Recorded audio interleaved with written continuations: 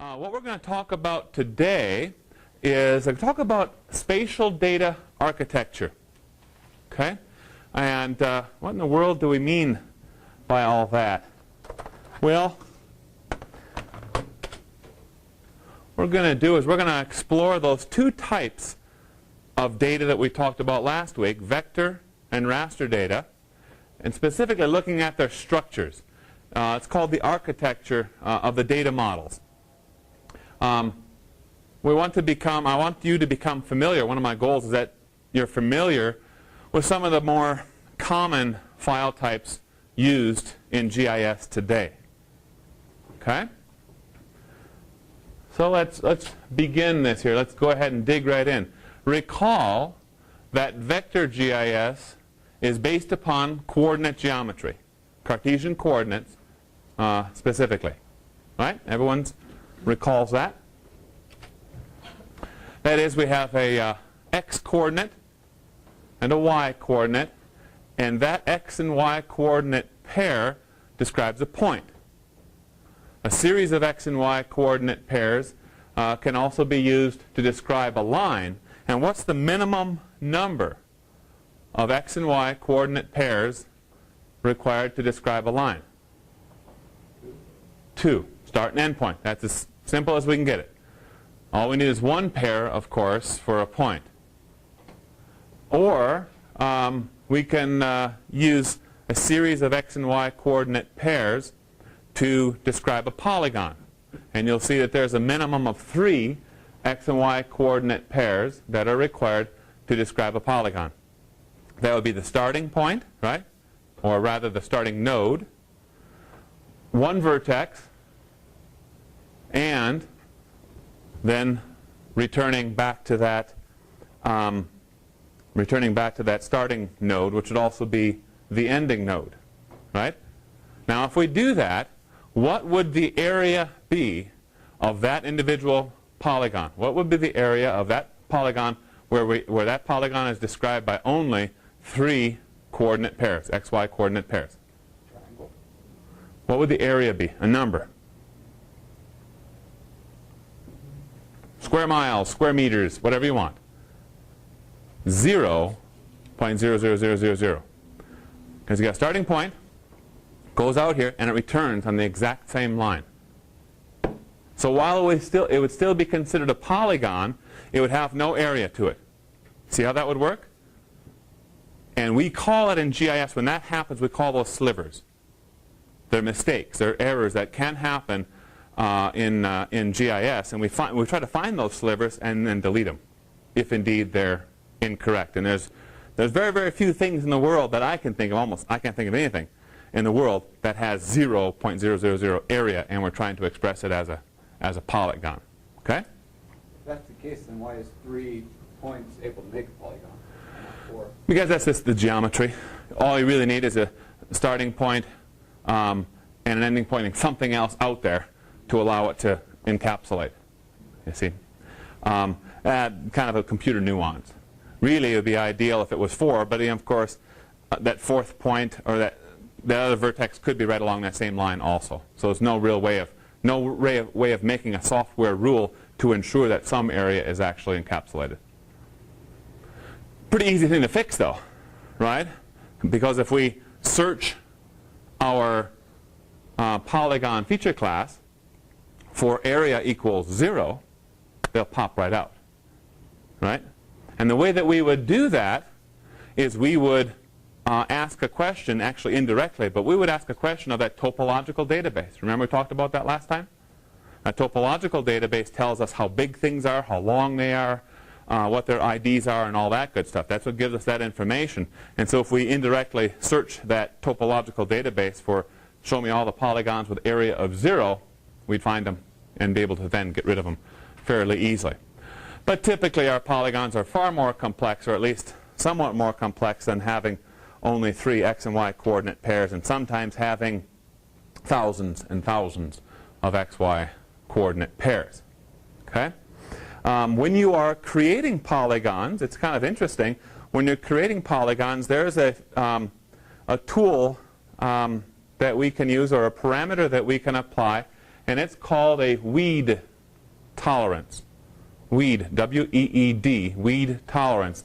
And what that does is it tries to set it up so that we don't put down too many vertices. You know, one vertex that's literally, in real world, a millimeter or a couple of feet only away from the previous vertex.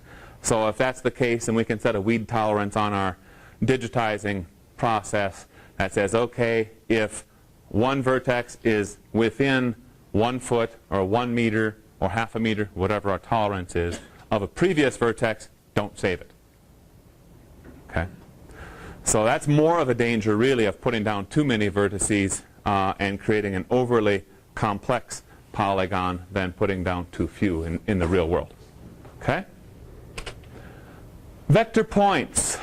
Here's an example. See, at its simplest, a vector point is just a tab delimited or comma separated file, text file, ASCII text file. What we see here is an example, that, and I'm viewing this in Notepad. And part of your exercise today is to view some of these very, very simple vector files. And in some cases, you'll have very, very good luck viewing them in Notepad, as in here. In other cases, you'll want to view them in WordPad. If when you first open up a file and it's hard to read, hard to kind of make out what it's really trying to show you, what I'm asking you in the exercise, and if you've opened it up in Notepad, you might want to try opening up in WordPad instead. And WordPad sometimes does a little bit better job of formatting the data so it's kind of reader-friendly. Okay? You can view it easier. But this one, you can see here, we have 4 individual points, and they're simply listed as point 1, 2, 3, and 4. And then there's a tab after the number 1, which is the unique identifier. Unique IDs are very important in vector GIS. Okay? That's really the way that we make a connection from the point, or the feature, to the attributes that describe it. And that's that unique ID. Okay, so the unique ID of that first one there is 1. Then we have our x-coordinate, negative 112.5379. And our y-coordinate, and there's a tab in between that, 42.9695. We could have easily wrote this as a comma-separated values file, CSV file, which would then appear as 1, comma, negative 112, blah, blah, blah, comma, 42 dot whatever. Okay? So there's 2 ways that we'll sometimes see that. One is tab delimited, the other comma separated values. Folks familiar with those kind of files? Have you used them before in Excel or anything like that? Yeah. They're fairly common. Comma separated value is probably more common today than tab delimiteds, but that wasn't always the case. How many folks recognize what geographic reference system these points are in? Or is it an arbitrary system? Longitude. Very good. Lat long. Right. Decimal degrees. Okay? In particular. At the very end of that, we see the end statement. This is a file that's prepared to be read inside of ArcInfo, ArcGIS ArcInfo. So part of its format is that word end, which tells Arc it's reached the end. Close up the file, finish the process. So once we import this, you'll see that this comes in as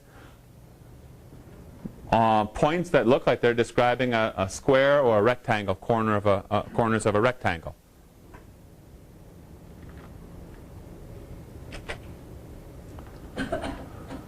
And indeed, those 4 points fall over the general area of the city of Pocatello. May not be able to see those too well on this screen, but the PowerPoint that you have accessible to you via the internet has a, it's probably going to be a little bit better of a display on your own computers. Lines. Boy, that looks more complicated now suddenly.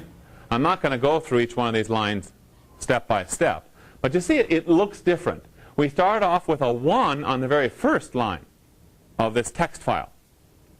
And that says that the unique ID of this line or arc file is 1. And then we have a series of Cartesian coordinates, x and y pairs. This is a different system, though. Now we're having 404,000 and 272,000 roughly as our x's and y's. See that? Anyone venture a guess on what system we're using here? UTM. Might be UTM, but it's not. That's a good guess because it's really, really difficult. As a rule of thumb, if you see things in the hundreds of thousands for the x-coordinate and in the millions for the y-coordinate, that's probably UTM. If you see things in both x and y in the millions, working in this region here, we're probably dealing with Idaho transverse Mercator NAD 83. If we're looking at both x and y being in the hundreds of thousands, we're probably dealing with state plane coordinate system. I heard someone say it right over here. Okay, state plane coordinate system. This actually happens to be a Montana state plane coordinate system. So it's not Idaho, but it's still in this general region.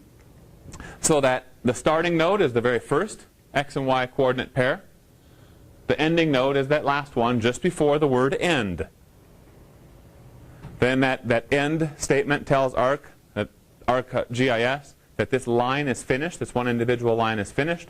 We'll go on to the next line, which happens to have a unique ID of 2. These numbers, the unique IDs, do not always have to start with 1 and then go to 2. They could be any set of numbers as long as they are unique. Okay? Then we'd have the starting node followed by the ending node. Once we have exhausted and read this entire file, you'll see a double end. It'll be end, and then there's another hard return, and end again. So it's an end. And that gives ARC the instruction that the whole file is done, finish up the import process, and then this is what it ends up drawing on our screen in ArcGIS. Polygons look very similar to the lines. And sometimes the polygon text file, if you're looking at a polygon text file, it will actually look a little bit different than this. On that very first line for polygon 1, very first line for polygon, wake up, yeah, for polygon 1, sometimes on this line you'll have an XY pair as well. Okay? And if you see that, all that means, the only thing that does inside of ARC is it says that this is the centroid for polygon 1.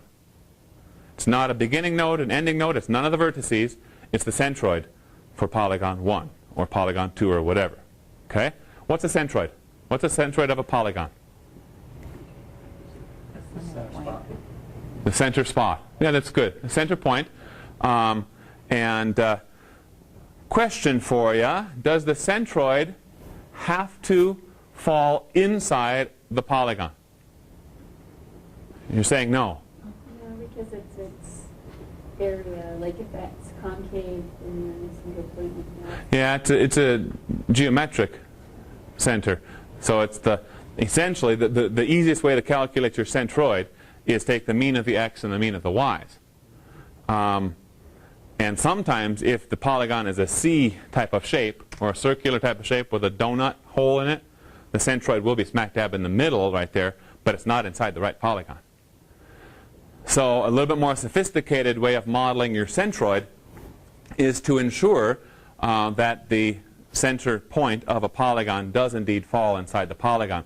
So then it uses the software, GIS software uses a geographic weighting to ensure that your centroid falls inside the polygon itself. Either one you might see, in using GIS software, but it's becoming more and more common that the centroids are calculated and forced, if you want to call it that, to be inside the polygon itself, the correct polygon. Okay? Now, when you look at this, take note and notice that the first set of Cartesian coordinates is identical to the last for each individual polygon. That is critical.